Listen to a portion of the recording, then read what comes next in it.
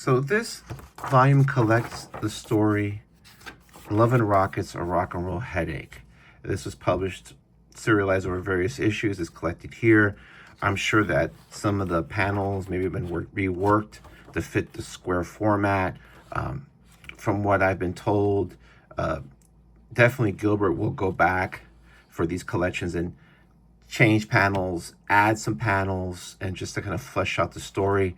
So this might not be exactly how it appeared in the comics. There might be some additional material, but just kind of, he likes to go back, like sort of like George Lucas would go back and do things to Star Wars, but in this case, it makes it better as opposed to what George Lucas did and often made it worse. So this is a really hard story to describe because there are so many characters with so many different motivations that intersect so many ways. But really, the central thing about this is that there's this really crappy garage band called Love and Rockets. And there's an ongoing joke here because the comic was created in 1981. Then in 1985, a British band debuted, and they were called Love and Rockets from the comic book. That's where they got the idea from.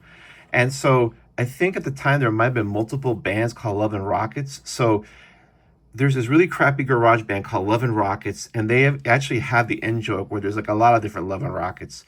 And somehow everything circles about the fact that they're practicing.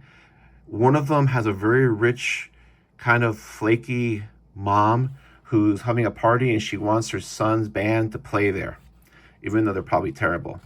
And there are so many things here that Gilbert pulls off that is just amazing.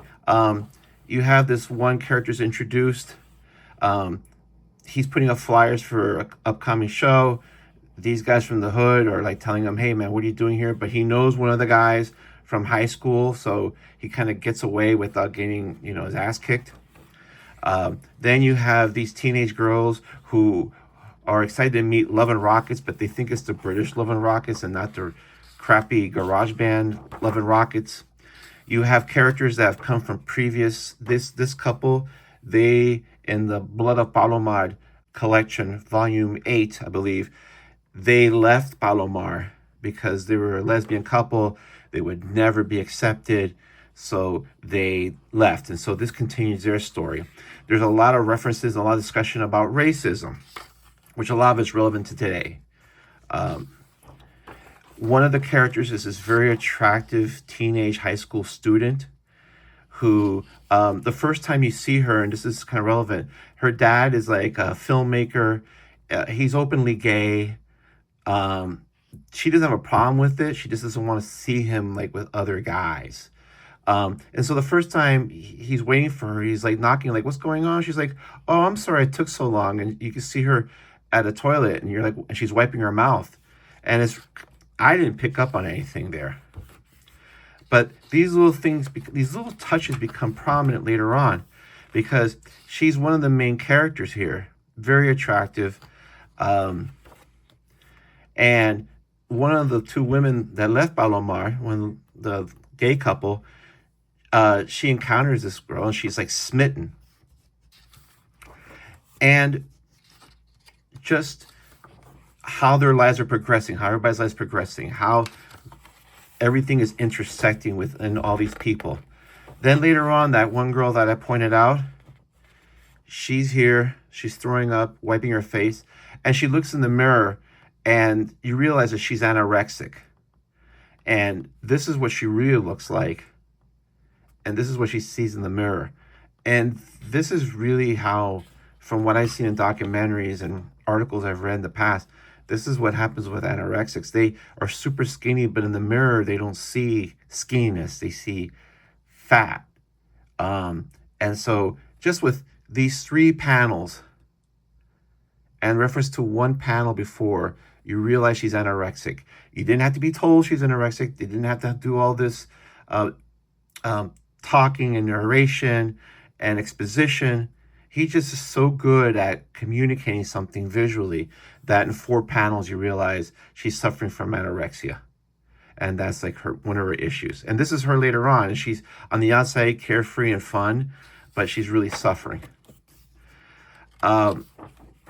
it's just so hard to talk about the story without probably losing sight of the story, that I just want to kind of go over this little by little. Um, the gay couple live in a apartment. The landlord knows that they're not here legally. He's also an immigrant, but he's kind of like holding over their heads, like, "Hey, I'm going to call immigration on you if you don't kind of pay up or give me any hassle," which is what you still have today, 40 years later.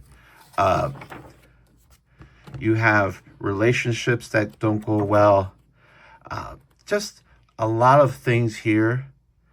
And eventually at the part, they have the party. Uh, Party doesn't really go well. Um, this woman wants to have like a fling with the younger woman, but doesn't. They're starting to like drift apart. And then one of the characters, the first one introduced to, who's putting up the flyers, he drives off, he crashes, and they think he's dead, but he's really just kind of like shaken up, and he disappears. And so what you realize is that he was one of the two Americans that were in Palomar in a previous volume surfing, and he decides just to kind of go back. And this is the connection to Palomar. And they introduce the Palomar characters and Luba and everybody else, and they show the progression of time. Luba's been married. She keeps having kids. Her husband's here. And it's a really great story because it shows the progress, shows real life where some of these couples don't work well together. They break up after a while. There's an ongoing story too, and I meant to mention earlier about racism, where in the backstory there's an older black woman that was attacked, and she was in a coma, but she got out of the coma. She's out of the hospital, and you realize that one of the characters' boyfriends and his two roommates, they're like neo-Nazis, and the one that's the most straight-laced and clean-cut one, he's the worst of the neo-Nazis. So they're talking about how, hey, she's out of the hospital. We're going to have to try and take care of her because, she might be able to identify us. And he actually walks over to the house. And he's thinking about doing something, but then somebody comes by and picks him up and he drives off. The one woman from the gay couple is like flirting with the younger girl, but then she kind of like teases her and like doesn't really do anything. Because she's attractive. She knows she's attractive. She likes to tease people, but she has like low self-worth. That's one of the reasons why she's anorexic. We don't get fully into all the reasons. But then later on, as the story ends, and it leads to this story, at least this story arc leading to resolution. The funny thing about it is, and this is the really cool thing, you get into all this drama, these people's personal lives, all the stuff they go to, and then at the end, it shows like scenes of like where everybody is at the end, and then it just shows that one guy who's in Palomar. He wasn't the guy who was in the accident. He went to Palomar, but he says, "Hey, I'm going to go back home." And he's just walking with his surfboard, and then you see the surf, and then you see this pan back of the earth and the cosmos, and you realize that it's almost like a statement saying, okay, all this stuff that we thought was really high drama is really meaningless in the scope of the universe. It's a really great piece of work. And then it does this 80s type of thing where at the end credits you have everybody that appears so you can understand who they are. It's just a masterwork, and I haven't done the story serve any justice, but it's just a masterwork of having a story with a ton of characters, with a lot of complex subplots going on, and somehow pulling it off to a very satisfying end. I read this and I thought this is one of the best comic graphic novels stories that I've ever read in my life, and I still feel that way today.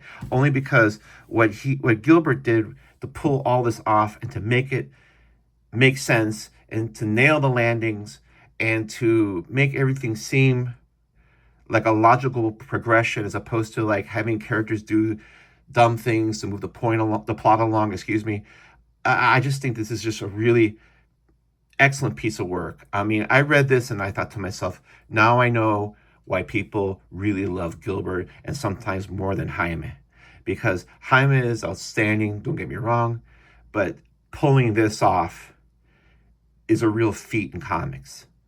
Um, so if you ever get a chance to read this graphic novel collection, um, and you haven't read Love and Rockets too much, you may want to read this. But you definitely should read this. Like I'm telling you, this is one of the best comics, graphic novels, collections, whatever you want to call it, that I've ever read. Just the being able to pull all this off, so it seems so effortlessly, but it isn't. It's just, to me, again, it's amazing. Anyway, I hope you enjoyed this, and I hope you get to read this. And as everybody says on social media, if you please like and please add comments. Thanks.